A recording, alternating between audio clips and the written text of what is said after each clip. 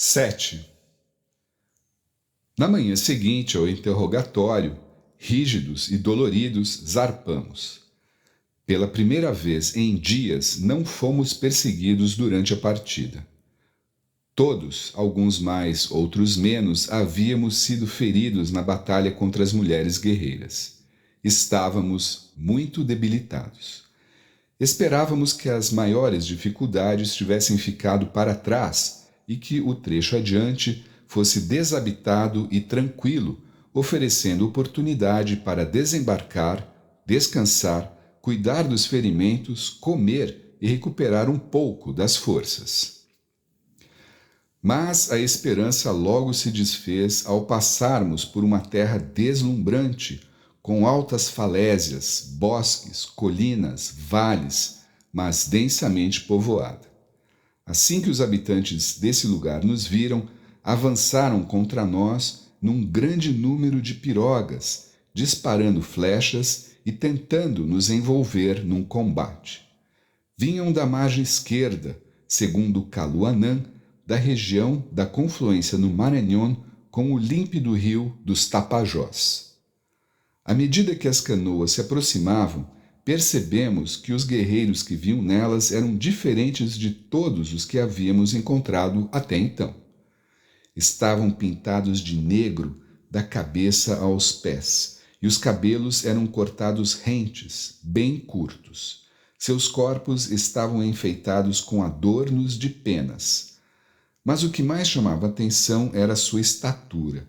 Pareciam extremamente altos, mesmo vistos de longe em suas canoas.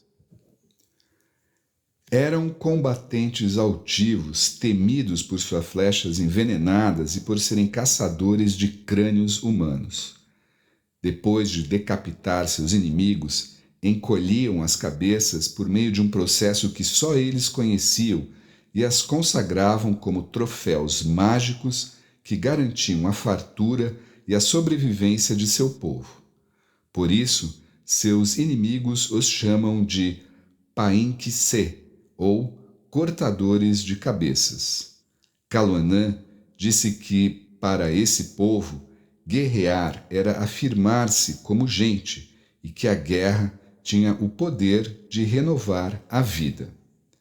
Nós já estávamos preparados e, com manobras hábeis dos barcos e disparos rápidos e precisos de bestas e arcabuzes, infligimos um dano considerável nos nossos atacantes e os mantivemos afastados enquanto descíamos o rio.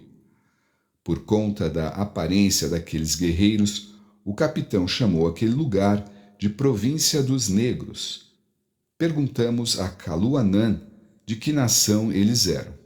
O trombeteiro nos explicou que toda a terra que podíamos ver, assim como uma vasta região que não era visível do rio, era governada por um poderoso senhor chamado Arripuna. Esse chefe dominava um território tão vasto que exigia 80 dias de jornada para atravessá-lo, até um lago que ficava ao norte. Caluanã acrescentou que Arripuna era um guerreiro feroz e que seus súditos, aqueles guerreiros pintados de negro, comiam carne humana. De acordo com Caluanã, Arripuna mantinha em seu domínio homens brancos como nós, certamente os sobreviventes do naufrágio da expedição de Diego de Ordaz. Mais interessante ainda foi a menção de que Arripuna possuía grandes quantidades de prata. Embora nossos olhos brilhassem de cobiça a essa menção, naquele momento, nossa principal preocupação era evitar confrontos e, se possível, conseguir alimentos, que de novo terminavam. Durante 2 dias seguidos, não encontramos nenhum lugar seguro ou adequado para aportar. Finalmente, chegamos a uma pequena aldeia que não parecia bem defendida e o capitão ordenou o desembarque. Os indígenas ofereceram a resistência que puderam, mas foram sobrepujados por nós, que saqueamos todo o alimento disponível antes de seguirmos viagem. Contudo, não conseguimos o bastante. Ainda precisávamos de provisões. Assim, também atacamos a aldeia seguinte.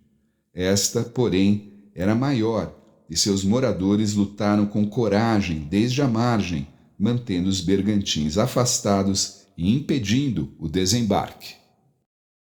Nesse confronto, um de nossos homens, Antônio de Carranza, um mercenário vindo de Burgos, foi atingido no pé por uma flecha. Ele soltou um grito pavoroso, se contorcendo de dor e dizendo ter sido ferido mortalmente. Não compreendemos aquilo. Como alguém ferido no pé pode pensar que está morrendo?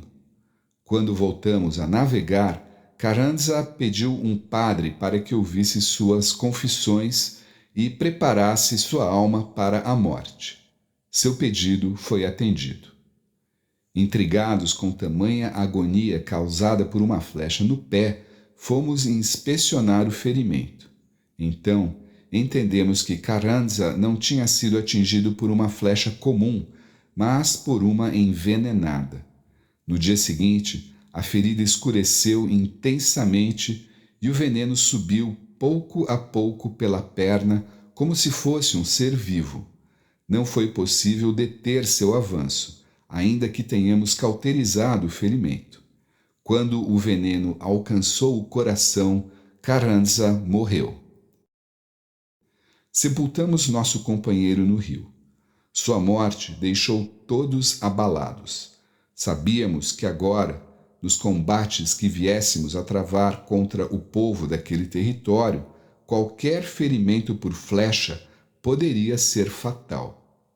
Seguimos viagem temerosos de padecer da mesma forma. Havíamos conseguido saquear a aldeia onde Carranza fora atingido, levando conosco todo o milho que coube nos fétidos bergantins. Como estávamos por ora abastecidos, o capitão decidiu que só aportaríamos em caso de necessidade extrema. Avançamos apreensivos, observando as margens, agora com novo temor e respeito. Na tarde do dia seguinte ao da morte de Carranza, exaustos e precisando dormir num local seco, uma vez que o fundo dos barcos estava sempre alagados, avistamos um bosque na foz de um afluente, que parecia seguro. Não havia casas à vista e julgamos que poderíamos descansar sem sermos atacados. Ali, alguns homens repousaram enquanto o capitão pôs outros para trabalhar em medidas de proteção. Ordenou a um pequeno grupo que cortasse madeiras da floresta próxima para construir uma proteção nos bergantins. Eram anteparos que se elevavam para cima e para dentro a partir das bordas das embarcações, cobertos com os cobertores de algodão e lã que havíamos trazido. A medida não poderia ter sido mais oportuna, pois mal havíamos terminado de colocar os parapeitos de proteção, avistamos uma enorme flotilha de canoas espalhando-se pelo rio, à frente e atrás da praia onde tínhamos nos abrigado. Os guerreiros não nos atacaram. Antes, ficaram observando nossas ações.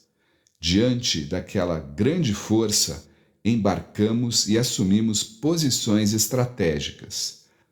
Mas não zarpamos e nos limitamos a vigiar os movimentos dos inimigos. Permanecemos assim por um dia e meio, ambos os lados num impasse.